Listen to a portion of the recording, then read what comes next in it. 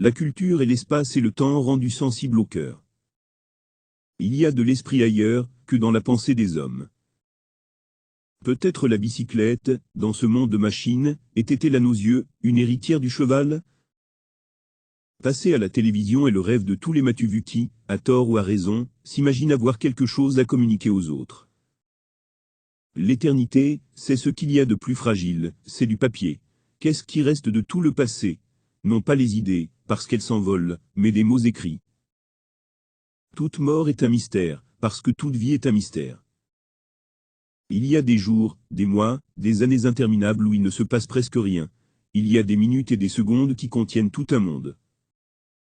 La plus haute tâche de la tradition est de rendre au progrès la politesse qu'elle lui doit, et de permettre au progrès de surgir de la tradition, comme la tradition a surgi du progrès. J'emportais souvent, dans mes voyages, un de ces volumes de la Pléiade qui vous permettent de transporter toute une bibliothèque sur papier Bible dans un format assez restreint, et je choisissais Proust une fois sur 2 ou 3. Jean d'Ormesson se rattache au vieux et pieux souvenir du journaliste que je fus, et du lecteur de livres français que je suis.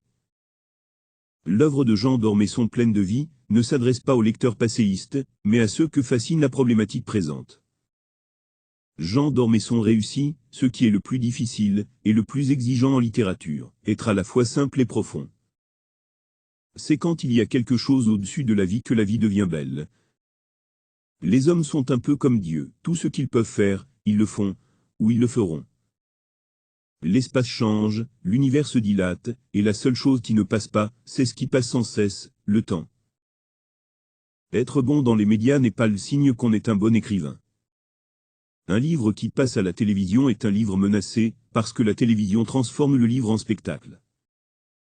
Pendant des millénaires, on n'était ni optimiste ni pessimiste, parce que les choses ne changeaient pas.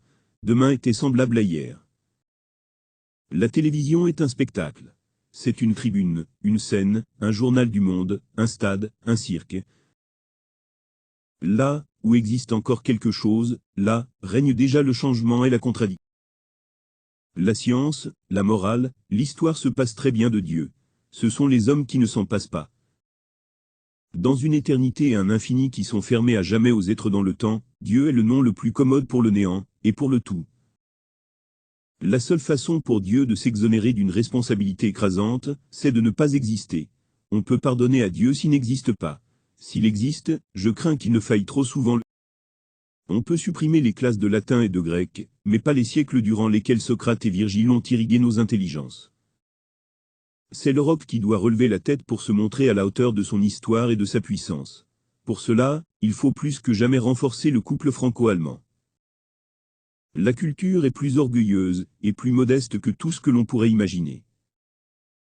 J'ai aimé Dieu, qui n'est rien aux yeux des hommes qui ne sont rien. Je n'ai détesté ni les hommes ni les femmes. Et j'ai aimé la vie qui est beaucoup moins que rien, mais qui est tout pour nous. Cette vie foisonnante de l'histoire est si merveilleusement riche, qu'elle réduit à néant les inventions sans génie d'une imagination essoufflée. Rien n'est plus difficile pour chacun d'entre nous que de situer ce qu'il a fait, et de se situer soi-même à sa juste mesure.